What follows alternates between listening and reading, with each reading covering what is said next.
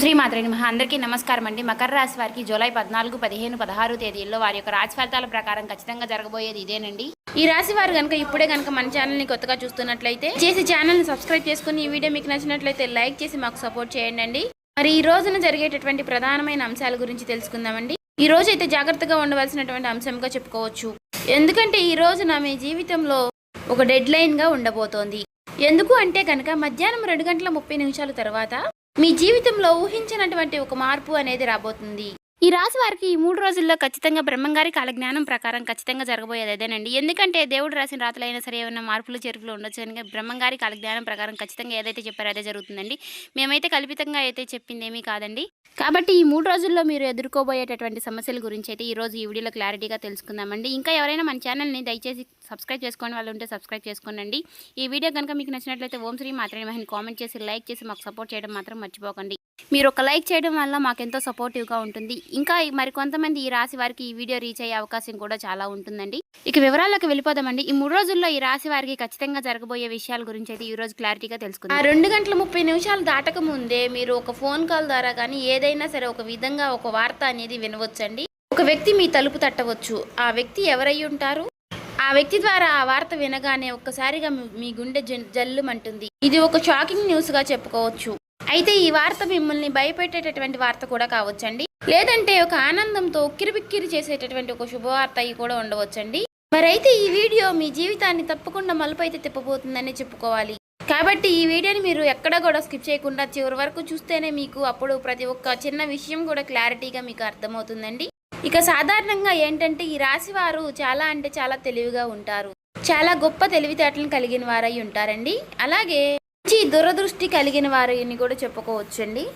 అలాగే మీకు ఏదైనా ఒక విషయం జరిగే ముందు ఒక రకమైనటువంటి సూచన అంటే అది అంతర్బోధ అంటే ఇలా జరుగుతుంది అని చెప్పేసి మీ మనసుకి కనిపిస్తూ ఉంటుంది. కానీ ఈ మధ్య కాలంలో మీ మనసు మొద్దుబారిపోయినట్లుగా మీకు కూడా అనిపిస్తుంది కదా.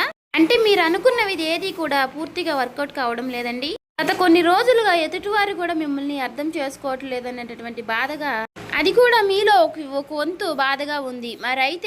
మరైతే మీ గుండె లోతుల్లో ఏదో ఒక అద్భుతం అనేది జరగబోతుంది అని చెప్పేసి మీరు మాత్రం మనసులో పూర్తిగా ఏదో ఒక విషయంలో నమ్ముతూనే ఉంటారు.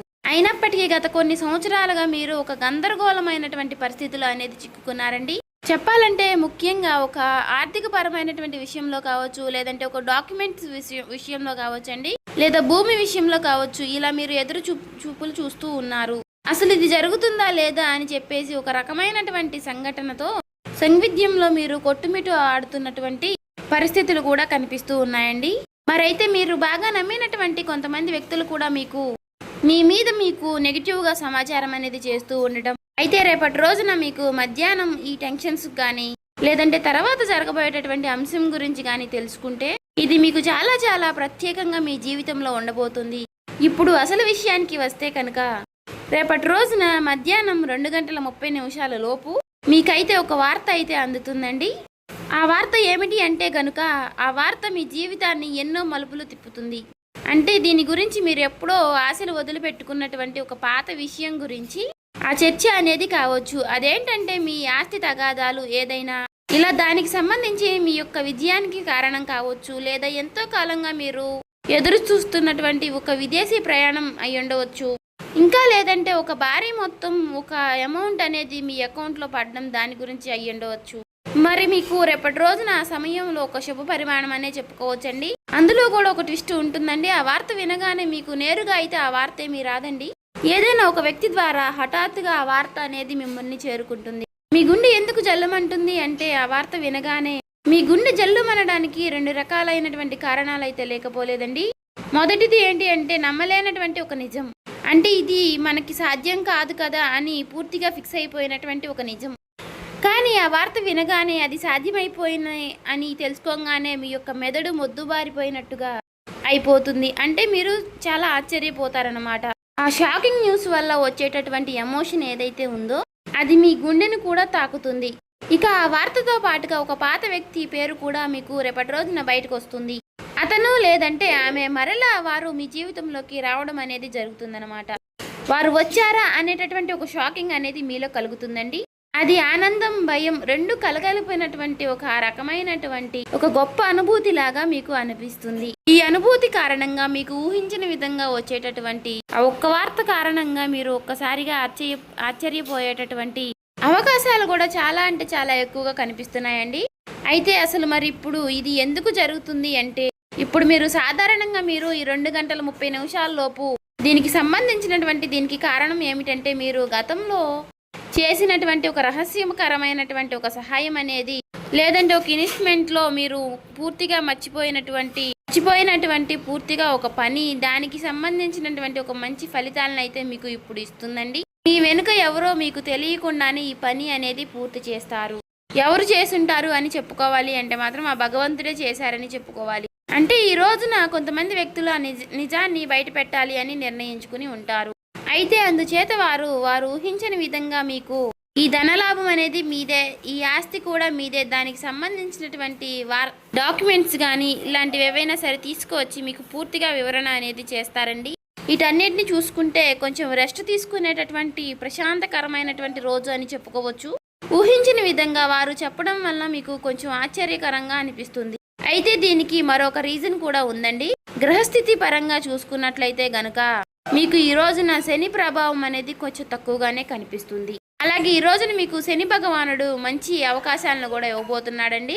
రాహువుల యొక్క సంచారం, గురు దృష్టి మీ యొక్క రాశి యొక్క పైన కూడా పడిందండి. కాబట్టి ఈ 2 గంటల 30 నిమిషాలు అనేది ఈ రాశి వారికి ఒక ముహూర్తం లాంటిది అన్నమాట.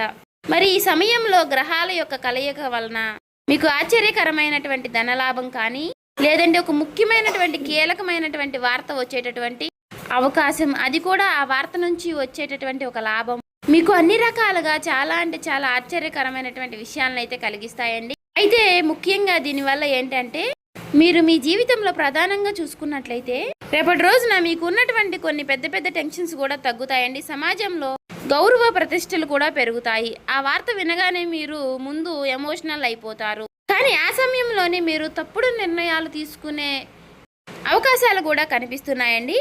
అంటే అలాగే ఏదైనా మీరు కొంచెం అంటే మీకు బీపీ అనారోగ్య సమస్యలు ఉన్నవారు కూడా ఆవేశపడిపోయి తొందరపడి నిర్ణయాలు తీసుకోకుండా కొంచెం ప్రశాంతంగా నిర్ణయాలు తీసుకోవడం, సమర్థవంతంగా ఎదుర్కొనేటటువంటి ప్రయత్నం అనేది చేయాలండి.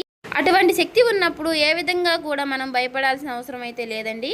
ప్రతి ఒక్క మనిషి విషయంలోనూ కూడా శుభవార్తలు అశుభవార్తలు సాధారణం.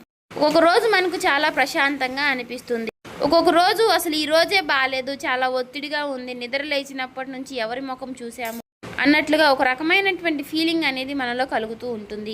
అలా ఒక్కొక్క రోజు ఒక్కొక్క రకంగా ఉంటుంది అన్నమాట. కాబట్టి ఒక్కొక్క రోజు మనకు సంబంధించినటువంటి పనుల్లో కొన్నిటిలో ప్రశాంతత అనేది కనిపిస్తుంది. అదేవిధంగా ఒక్కొక్క రోజు మనకు సంబంధించిన పనుల్లో పూర్తిగా డేలా పడిపోతామేమో అన్నట్లుగా అనిపిస్తూ ఉంటుంది. కాబట్టి ఏదైనా మన ఆలోచన విధానంలో మనం తీసుకునే నిర్ణయాలు బట్టి ఉంటుందండి. కాబట్టి ఈ రోజున ఉదయం టైంలో ఆ శివుడి యొక్క ఆరాధన చేసుకోవడం, ఓం నమః శివాయ అనే మంత్రాన్ని జపించుకుంటూ ఉండడం, వీలైతే మీరు శివాలయానికి వెళ్ళి 11 ప్రదక్షిణలు కానీ 21 ప్రదక్షిణలు కానీ చేసుకుని కాసేపు ఆ ఆలయంలో ప్రశాంతంగా కూర్చుని శివుని దర్శనం చేసుకుని మీకు వీలైనన్ని సార్లు లేదంటే 108 సార్లు కానీ ఓం నమః శివాయ అనే మంత్రాన్ని జపించడం వల్ల మీకు ఉన్నటువంటి కొన్ని నెగిటివిటీ అనేది తొలగిపోయి పాజిటివిటీ అనేది పాస్ అవుతుందండి. ఒక మాటలో చెప్పాలంటే మైండ్ అంతా కూడా మీకు కొంచెం రిలీఫ్ అనేది ఇస్తుంది. ఇది ఒక విశేషమైనటువంటి రోజుగా చెప్పుకోవచ్చు. ఇక ఈ రోజు మధ్యాహ్న సమయంలో మీరు ఎవరితో కూడా గొడవలకు కానీ తగాదలకు కానీ పోవద్దండి. ఈ రోజున మీరు నీలం రంగు దుస్తువులు ధరించడం వల్ల మీకు మరింత ప్రశాంతతను ఇస్తుందన్నమాట. అంతేకాకుండా ఈ రోజున మీకు పసుపు రంగు వస్త్రధారణ కూడా మీకు ఎంతో జయం కలిగిస్తుందండి. అలాగే ఈ రోజు మధ్యాహ్నం మీ జీవితాన్ని మార్చేసేటటువంటి ఒక ఫోన్ కాల్ అనేది మీకు వస్తుందండి. ఆ ఫోన్ కాల్ రూపంలో మీ జీవితంలో ఒక సరికొత్త వెలుగుని నింపాలని చెప్పేసి మనస్ఫూర్తిగా నేను కూడా కోరుకుంటున్నాను. ఇక ఈ రోజున మీకు తూర్పు దిక్కు ప్రయాణం అనేది ఎంతో విశేషంగా ఉంటుంది. ఇక ఎప్పుడూ కూడా మీకు వీలైనంత సహాయం మీరు ఎవరికైనా చేయడంలో మీరు ముందుంటారు. ఒకరిని ముంచాలి, ఒకరిని నష్టపెట్టాలి, ఒకరికి సమస్యలు కలిగించాలని చెప్పేసి మీరు ఎప్పుడు కూడా అనుకోరు.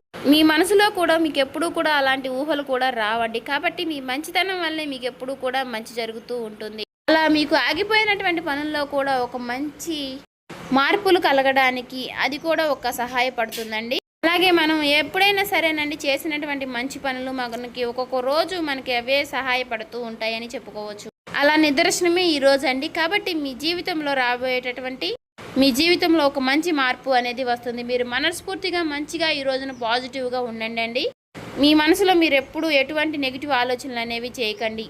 అలాగే మీరు ఏదైనా ఒక విషయం గురించి నిర్ణయం అనేది తీసుకునే ముందు 1కి 4 సార్లు ఆలోచించి పెద్దల యొక్క సలహాలు సూచనలు తీసుకుని జాగ్రత్త నిర్ణయాలు అనేవి తీసుకోండి. అలాగే మీ ఇంట్లో పెద్దల యొక్క ఆశీర్వచనాలతో పాటు మీ జీవిత భాగస్వామి యొక్క నిర్ణయాలని గౌరవించండి.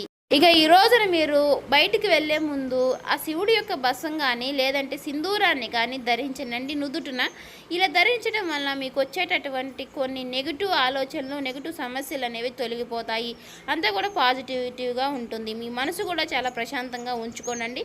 నలుగురితో నవ్వుతూ మాట్లాడండి. ఎవరి మీద కూడా చిరాకు పడడం కోప్పడడం ఇలాంటి పనులు చేయకండి. అలాగే మీకు వచ్చేటటువంటి సంకేతాల ద్వారానే మీకు రిజల్ట్ అనేది చాలా కనిపిస్తూ ఉంటుంది. కాబట్టి మీరు కొన్ని ఏవైనా సరేనండి వచ్చినప్పటికీ వాటి గురించి ఆలోచిస్తూ ఉండండి. సో చూసారు కదండి, ఈ వీడియో కనుక మీకు నచ్చినట్లయితే ఓం శ్రీ మాత్రే నమః అని కామెంట్ చేసి లైక్ చేసి మాకు సపోర్ట్ చేయడం మాత్రం మర్చిపోకండి. ఇంకా ఎవరైనా మన ఛానల్ సబ్స్క్రైబ్ చేసుకునే వాళ్ళు ఉంటే దయచేసి సబ్స్క్రైబ్ చేసుకోండి.